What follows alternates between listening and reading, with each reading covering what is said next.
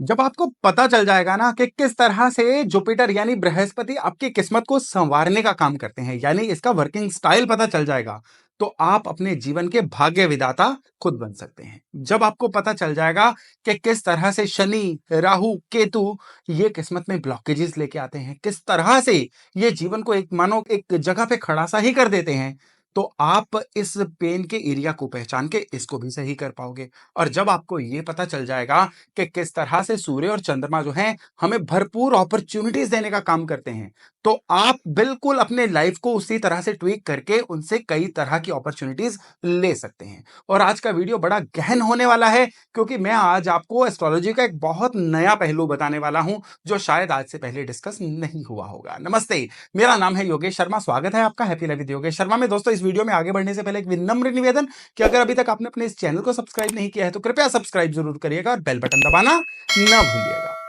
अगर आज का वीडियो आप इस आशा से देख रहे हैं ना कि आज मैं जुपिटर का, शनि, राहु, केतु, सूर्य का कोई उपाय बताने जा रहा हूं, तो शायद मैं माफी चाहूंगा, कुछ निराशा आपके हाथ लगने वाली है।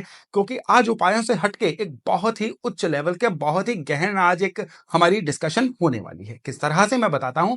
सबसे पहले तो एक चीज जान लीजिए कि हमारा जीवन जो है ना हमेशा तीन तल पे चलता है, जैसे रजस, सत्व, तमस।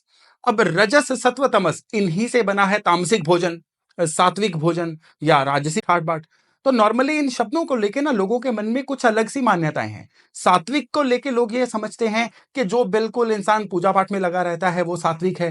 तामसिक को लेके लोगों के मन में एक अजीब सी अवधारणा बैठी हुई है कि जो पाप करता है वो तामसिक होता है, या जिसके ठाट बाट होते हैं वो राजसी होता है। रजस, सत्व और तमस की ये परिभाषाएं बिल्कुल ही गलत हैं, लेकिन मैं आपको रजस, सत्व और तमस के बारे में बता ही क्यों रहा हूं। वो इसलिए कि यही रजस, सत्व, तमस जो है ना, ये इन ग्रहों के साथ, नव ग्रहों के कार्य प्रणाली के साथ जुड़े हुए हैं। जब इनका ग्रहों से संबंध आप जान लोगे ना, आप एक बात तो पक्की मान के चलिए कि एस्ट्रोलॉजी का आपको वो पहलू पता चल जाएगा जो पहलू ज्यादातर लोगों को पता ही नहीं होता है। किस तरह से मैं आपको बताता हूं। सबसे पहले तो रजस, सत्व और तमस की परिभाषा सुन लीजिए। आपको आधी से ज्यादा चीजें तो तभी समझ आ जाएंगी। उदाहरण से शुरू करता हूं। आप सपोज करिए एक माचिस की डिबिया है। अब माचिस की डिबिया क्या है? माचिस की डिबिया अपनी जगह पे पड़ी हुई है। ये माचिस की डिबिया आप मान के चलिए कि एक सोई हुई स्थिति में है और ये किसी के भी कुछ भी काम नहीं आ रही है।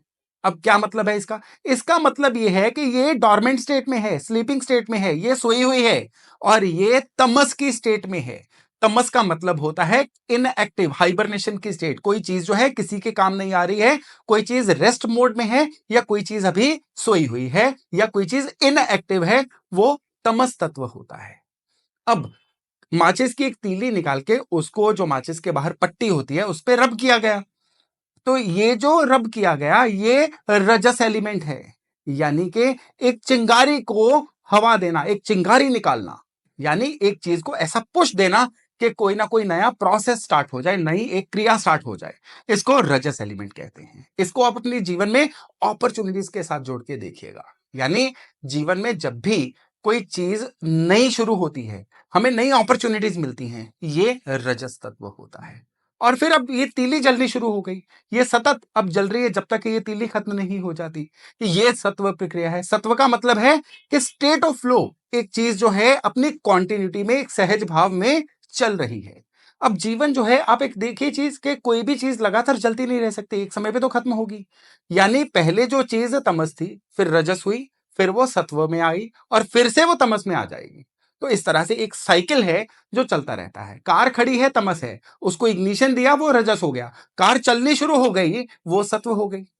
तो लाइफ का प्रोसेस ऐसे ही चलता रहता है। कोई इंसान लगातार कई दिन काम नहीं कर सकता है, उसको रात को सोना पड़ता है, तमस में जाना पड़ता है, तभी वो सत्व के लिए तैयार होता है। सुबह जब वेकअप अलार्म लगता है या उठता है इंसान, वो उसका रजस तत्व होता है। अब कई लोग हैं जिनकी लाइफ में ये तत्व जो है इम्बैलेंस होते हैं।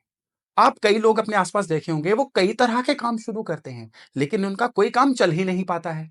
अब उनके जीवन में रजस तत्व जो है वो इम्बैलेंस हो रखा है।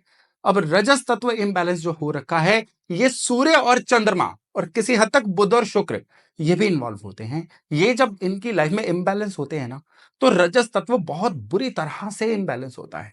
अब ये लोग क्या कहते पाए जाते हैं, हम बहुत सारे काम शुरू तो कर लेते हैं लेकिन वो काम आगे नहीं बढ़ पाते, काम बंद हो जाते हैं, काम रुक जाते हैं, इसलिए हमें बार बार काम को बदलना पड़ता है।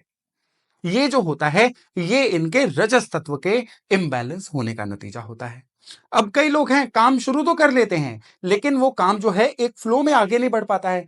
काम में 10, 20, 30% तक आगे बढ़ते हैं, फिर ध्यान कहीं भटक जाता है या कोई ऐसी परिस्थितियां आ जाती हैं कि वो काम जो है उनका रुक जाता है। अब वो लोग जो हैं, उनका सत्व बहुत बुरी तरह से इम्बैलेंस है। यानी कि काम शुरू तो हो जाता है, लेकिन वो काम अपने फ्लो में नहीं आ पाता है। ये उनके जीवन में जुपिटर, जिसको मैं किस्मत का कारक बोलता हूं, सत्व एलिमेंट, ये खराब होता है। जब बर्थ चार्ट में जुपिटर खराब होगा ना, तो जीवन का सत्व एलिमेंट बहुत बुरी तरह से हिला हुआ होगा। ये जो एलिमेंट हिलेगा ना, तो अब इंसान जो है कभी भी किसी काम को ढंग से कंप्लीट नहीं कर पाएगा, काम में क्वालिटी नहीं ला पाएगा, या वो काम किसी ऐसे लेवल का नहीं कर पाएगा कि जगत उसके बदले में उसको धन दे या सफलता दे या नाम दे। तो जुपिटर जो है, अब देखिए किसी के पास सफलता नहीं है, धन नहीं है, नाम नहीं है, तो किस्मत की परिभाषा में इसकी बहुत बड़ी ब्रैकेट होती है। तभी जुपिटर को किस्मत का कारक बोला गया है। अब तमस, तमस एलिमेंट जब जीवन में बहुत ज्यादा एक्टिव होता है ना, इंसान काम करना चाहता ही नहीं है, आलसी बन जाता है, प्रोक्रास्टिनेटर बन जाता है, चीजों को अगले दिन पे टालता है। ये होता है जब उस इंसान का तमस एलिमेंट जो है बहुत बिगड़ा हुआ हो। अब तमस एलिमेंट बिगड़ेगा तो वो इंसान जो है बहाने ढूंढेगा। वो कहेगा, आपको क्या पता, आप मेरी जगह पे होके सोचो, बातें करना आसान है, काम करना मुश्किल है, काम होता ही नहीं है। कहते हैं ना काम करने के 36 बहाने और करने की एक रेसिपी। तो जिन्होंने नहीं करना होता है, उनके पास बड़ी एक्सक्यूजेज होती हैं और ऐसे बहाने होते हैं कि आप एक पल के लिए मान भी जाते हो कि शायद ये सही ही कह रहे होंगे, जो गलत बात होती है। ये होता है उनके तमस एलिमेंट के हाइपर एक्टिव होने का नतीजा। शनि जब खराब होते हैं, तमस एलिमेंट बहुत बढ़ जाता है। राहु केतु जब बर्थ चार्ट में हिले हुए होते हैं ना, तमस एलिमेंट को बढ़ाते हैं। तमस एलिमेंट बढ़ता है, इंसान निकम्मा बनता है, निकम्मा बनता है, बहानेखोर बनता है, तो वो अपने जीवन में बदकिस्मती खुद लेके आता है। अब अपने आसपास जरा नजर दौड़ा के देखिए। आपको अब रजस, सत्व और तमस के चश्मे से दुनिया को देखना शुरू करिए। अपने आसपास ढेरों ढेर एग्जाम्पल आपको मिल जाएंगी। आप खुद के बारे में देखिए, आपके अंदर कौन सा तत्व जो है वो जागृत है, कौन सा तत्व हाइपर एक्टिव है। कई लोगों का सत्व बहुत ज्यादा एक्टिव हुआ होता है, वो वर्कहोलिक हो जाते हैं, वो काम ही करते रहते हैं, वो ब्रेक ही नहीं लेते हैं, और उसकी वजह से ब्रेक डाउन होने शुरू हो जाते हैं। कभी सेहत खराब होती है, कभी फैमिली मैटर्स खराब होने शुरू हो जाते हैं, कभी उनका पर्सनल जो सर्कल है वो खराब होना शुरू हो जाता है। ये सत्व के एक्सेस होने की वजह से होता है। तो सारे एलिमेंट बैलेंस होने चाहिए। रेस्ट भी जरूरी है, काम भी जरूरी है, और सही समय पे सही स्पार्क देके सही अपॉर्चुनिटीज आके किसी काम का शुरू होना भी जरूरी है। यानी अब आप अपने लाइफ में देखिए कि कौन सा तत्व किसकी लाइफ में इम्बैलेंस हो रहा है। बस उसके साथ जो ग्रह मैंने आपको अभी बताए हैं, उनको जोड़िए और बर्थ चार्ट में झट से उन ग्रहों का उपाय कर दीजिए। अब आप देखेंगे कि झट से आपकी वो समस्या दूर होनी शुरू हो गई है। दोस्तों, लाइफ जो है वो इतनी मुश्किल नहीं है जितनी हम सोच सोच के बना लेते हैं। कहते हैं समस्या 10%, 90% हम रिएक्ट कैसे करते हैं, वो समस्या का आकार बनाता है।